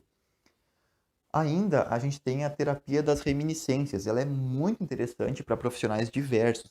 Várias pessoas podem fazer isso e ajuda muito no engajamento dessas pessoas com o processo de reabilitação. As pessoas adoram fazer isso em geral. Claro, a gente precisa ver reminiscências, essa palavra é difícil, né? É ruim de falar. Reminiscência tem a ver com uma forma de rever ou de reviver mentalmente experiências passadas. Então, a gente usa dicas para fazer a pessoa lembrar do que aconteceu, né? Então, a gente pode usar fotos, pode usar vários elementos. E o que é importante que a gente cuide sempre? Se esses elementos não trazem mais sofrimento para a pessoa. Em geral, eles são muito agradáveis, mas se eles trouxerem mais sofrimento, a gente precisa colocar numa balança, né? E se forem ruins, não utilizar. Mas uma ideia legal para trabalhar é fazer o livro de vida. O que é isso? É um material que normalmente é um material visual, normalmente é um álbum, tipo um álbum de fotos, que apoia essas reminiscências ou essas lembranças. Então, nesse álbum, a gente vai construir uma história cronológica da pessoa que tem demência. A gente pode colocar fotos, pode colocar cartas, diplomas, o que a gente quiser colocar de apoio visual para facilitar que essa pessoa lembre do passado dela. Então é importante que a gente coloque poucos elementos em cada página para não confundir a pessoa. E também é importante que a gente identifique todas as fotos para evitar aquela pergunta: quem é esse aqui? Lembrem que as memórias mais recentes são perdidas, então as pessoas tendem a não lembrar da passagem do tempo e das mudanças que aconteceram ao longo do tempo. Então é importante que vocês identifiquem quem é cada uma das pessoas que estão nas fotos, por exemplo.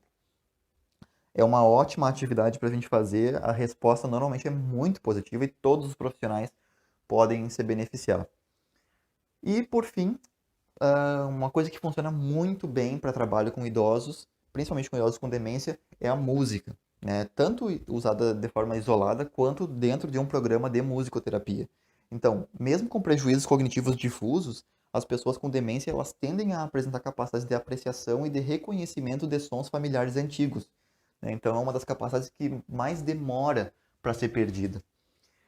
Então, é legal essa atividade porque trabalhar com música, porque ela não requer uma atenção prolongada. E lembrem sempre que nos quadros de demência, normalmente vai haver um prejuízo de atenção em maior ou menor grau, né? Então, é bem importante que essas atividades não requeram uma atenção muito prolongada, né?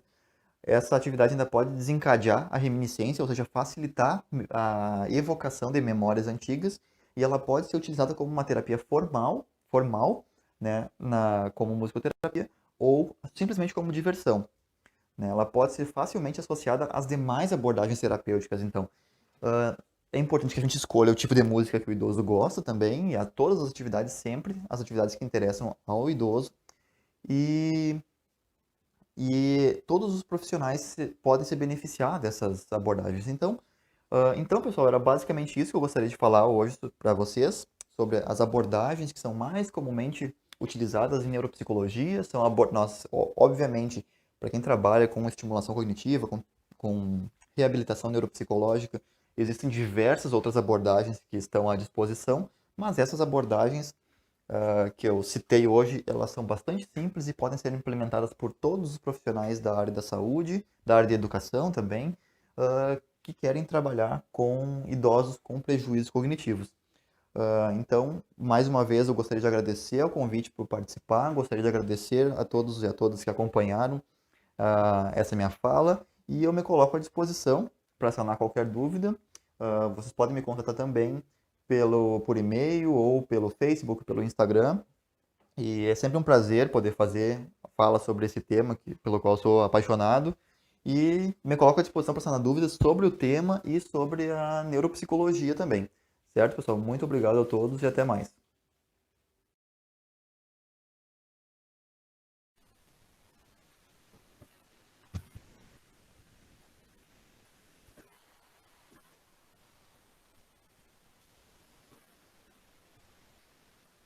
Boa noite. Está dando para me ouvir? Eu gostaria de chamar o professor Fabrício, o Ariel. Agora eles vão responder as perguntas, as dúvidas. Eu não sei se vocês estão me ouvindo. Oi, estão me ouvindo? Oi. Estou te ouvindo também, Stephanie. Tranquilo. Então tá bom. Eu gostaria de agradecer pela disponibilidade de vocês em gravar essa aula, preparar ela antes, para depois a gente transmitir hoje. E agora acho que eu já vou começar a ler as perguntas. Deixa eu ver. A primeira pergunta que a gente teve é: o que é letargia? A letargia, então, ela é uma lentificação mais complexa, tá? É digamos, uma perda de energia e motivação por parte do paciente, onde ele fica com um cansaço extremo, tá? É uma lentificação mental bem forte e bem profunda. Não sei se foi claro, deu para entender? Foi. A próxima pergunta que a gente teve é: com a pandemia, ocorreu aumento na prática de vocês em pacientes idosos internados que desenvolveram delírio? E qual a abordagem para esses casos? Bom, na minha opinião, acho que é o espaço para a gente fazer uma crítica, né? Existem algumas condutas de, digamos, de distanciamento, de limitação de contato humano, né? Que exigem que a gente fique um pouco mais distante do nosso paciente, assim como o familiar também fique mais distante do paciente internado com Covid, né? Dentro disso, eu acho que é bem importante que a gente, digamos assim, se questione sobre o porquê, digamos assim, de como o delírio está impactando na vida desses pacientes e de como ele vai se manter depois. Muitos editoriais de revista têm falado de como o delírio está passando batido, né? Ali, como eu falei para vocês, né? Bom, a literatura diz, a literatura um pouco mais antiga diz que o delírio, ele então é algo agudo, pontual e que se desfaz com o tempo, né? Que há remissão. Porém, há estudos que falam que não há remissão, né? Então, existe essa crítica, existe esse questionamento na literatura de que nem sempre há remissão do delírio, principalmente o hipoativo. Então, a gente ainda vai colher os frutos no futuro desse delírio que esses nossos pacientes estão vivendo hoje, tá? No hospital e que está passando batido, que não está sendo diagnosticado, tá? Sobre, então, digamos assim, a abordagem a ser feita por parte nossa, como psicólogos, não está havendo a contratação de psicólogos, né? A gente já tinha antes no hospital uma baixa inserção dos psicólogos, né, que é o ambiente, então, onde acontece mais essas situações de delírio. Nessa baixa inserção dos psicólogos, então, a gente tem as questões psicológicas deixadas em segundo plano, e ficar em segundo plano as questões psicológicas acarretam uma piora dos quadros orgânicos no futuro. Então, agora a gente tem contratação de médicos, de fisioterapeutas, de enfermagem, de técnico de enfermagem, de várias áreas, mas a psicologia tem ficado em segundo plano nas contratações, né? É uma cascata de eventos que acontece. Bom, eu não contrato psicólogos, deixo as questões de saúde mental em um segundo plano, logo eu vou colher no futuro os efeitos disso, né? Maior institucionalização, maior risco de óbito, né? Como a gente já havia conversado, né? Nesses casos, a abordagem é a mesma que eu tinha passado antes na apresentação. Contato com o paciente, a comunicação, né? A orientação desse paciente de onde ele está. Existe a conduta medicamentosa, que é bastante eficaz, então, nos casos de delírio, mas a conduta comportamental, ela também é muito importante, né? Porque às vezes, nem sempre a gente consegue, ainda mais nas altas demandas que estão acontecendo, na rotatividade dos pacientes, na alta permanência dos pacientes nas UTIs, que a gente sabe que o COVID é um transtorno que faz com que é uma doença que faz com que os pacientes fiquem muito tempo, então, em tratamento e acompanhamento no hospital. Então, acaba que favorece o aparecimento do delírio também. Então, eu acho que está havendo, então, digamos, um erro aí, na minha opinião. Mas, fora, depois que o paciente tem alta, então, nós somos procurados, sim, os profissionais psicólogos, que daí os familiares notam, então, uma mudança do comportamento desse paciente idoso. Como eu já havia falado para vocês, o grande X da questão do delírio é uma mudança abrupta dos comportamentos. É uma mudança abrupta, então, de quem era aquele paciente. E aí ele começa a ter novos hábitos, novas condutas, e aí isso chama a atenção dos familiares. Não sei se eu fui claro, consegui responder? Eu posso passar para a próxima? Pode. Existe algum atendimento para os acompanhantes de pacientes com demência, tanto do aspecto psicológico como de treinamento? Esse é um ponto bastante importante. É fundamental que a gente consiga fazer um segmento terapêutico, né, para os familiares, para os cuidadores que acompanham essas pessoas com diagnóstico de demência, porque em geral essas pessoas elas acabam sendo sobrecarregadas, né? Então a gente verifica o surgimento ou desenvolvimento de diversos transtornos psiquiátricos no cuidador, né? Então tanto no cuidador, que é o cuidador formal, que é aquela pessoa que trabalha como cuidador, né? Então recebe um salário para desempenhar essa função, quanto do cuidador informal, que é o familiar, né, que acompanha essa pessoa com demência. Então, é muito importante que se invista em acompanhamento para essas pessoas. Infelizmente, o número de serviços que trabalha especificamente com o cuidador, ele é bastante reduzido, né? Em Santa Maria, em particular, a gente tem um projeto da UFSM, que é o Pacto, que é o Programa de Apoio ao Cuidador do curso de Terapia Ocupacional da UFSM, que oferece diversas formas de apoio, de assistência, né, a esse cuidador. Então, eu sugiro que o pessoal que tem interesse, que reside em Santa Maria, que procure nas redes sociais as páginas e os contatos do Pacto, que vão encontrar informações mais específicas. Mas é um tópico, como eu comentei, ainda pouquíssimo explorado e super relevante, né? Porque a gente sabe que é a pessoa que acompanha essa pessoa constantemente ou em boa parte do tempo. E se essa pessoa que cuida está sobrecarregada, ela vai oferecer um serviço, tanto formal quanto não formal, né, de menor qualidade. Então, acaba que a pessoa que tem o quadro de demência também sai prejudicada, né? Não sei se respondi a pergunta, mas acho que é por aí. Obrigada. Eu vou ler a próxima. É verdade que mesmo sem se lembrar por muito tempo de acontecimentos, esses idosos permanecem com sentimentos felizes ou tristes das ações que aconteceram, apesar de não saberem o exato motivo. Eu acho que eu vou falar um pouquinho em relação à demência, né? Especificamente nos quadros demenciais, o que a gente observa é assim, quando a gente, respondendo de forma geral a essa pergunta, eu diria que sim, a gente tem a possibilidade de manter os sentimentos ou as emoções associadas às memórias, mesmo que a gente não tenha mais o acesso a essas memórias, né? Então, a nossa personalidade, por exemplo, ela se constrói dessa forma, né? A gente vai montando algumas coisas em cima de memórias antigas e chega um ponto que a gente não consegue mais lembrar dessas memórias, mas a nossa forma de funcionar segue mais ou menos a mesma. Então, nos pacientes com quadro de demência, também acontece isso em algumas situações, em alguns contextos. Então, pode sim acontecer de ficar o sentimento ou a emoção associada sem que a pessoa consiga acessar a memória episódica, que a gente chama. São coisas diferentes. Uma coisa são os elementos cognitivos e outra coisa são os elementos afetivos ou emocionais. E eu gostaria de fazer um breve complemento à resposta anterior, que eu acho que ficou faltando um pedaço da resposta que eu acho que não respondi. E o familiar, o cuidador formal, que seja, tem um papel muito importante para a manutenção das capacidades cognitivas. Essa pessoa, como eu comentei, ela fica muito tempo com o paciente com o quadro demencial, então ela tem um papel importantíssimo na estimulação cognitiva também desse idoso.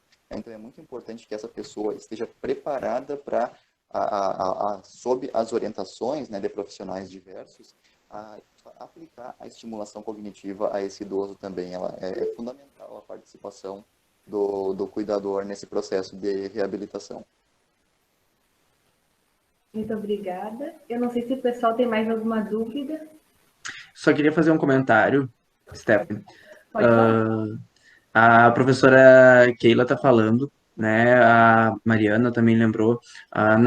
No USM nós temos o Pacto, né? Que é um programa que faz o apoio aos familiares e cuidadores e acompanhantes dos pacientes internados, né? Alguns locais têm desenvolvido algumas estratégias, né? De apoio e de manter o contato do paciente internado e com os familiares, mesmo que à distância, com o uso de tablets, a videochamada, essas tecnologias, né? Achei bem interessante, acho que é importante a gente lembrar que é uma coisa muito interessante do USM, tem vários programas, tem várias atividades que acontecem lá dentro, mas que não são tão divulgadas. A gente tem que divulgar mais o que a gente tem, divulgar mais o nosso ouro. Era isso. Vou guardar, ver se mando mais alguma dúvida. Mas acho que estamos à disposição também no Instagram, podem nos chamar no Facebook, qualquer coisa a gente repassa para vocês. Lembrando que as aulas vão para o YouTube, vão estar disponíveis lá em alguns dias. E agradecer mais uma vez o Fabrício e o Ariel por terem vindo dessa aula para nós e por tirar as dúvidas também. Eu agradeço pelo convite mais uma vez, é sempre um prazer poder participar, como já comentei.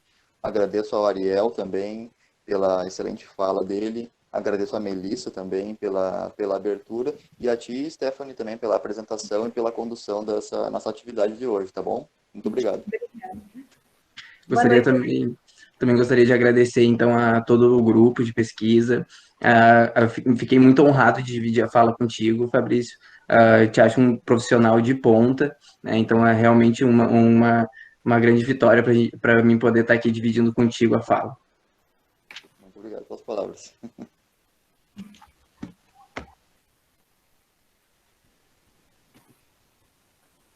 Acho que era isso. Uma boa noite a todos. Parabéns pela aula.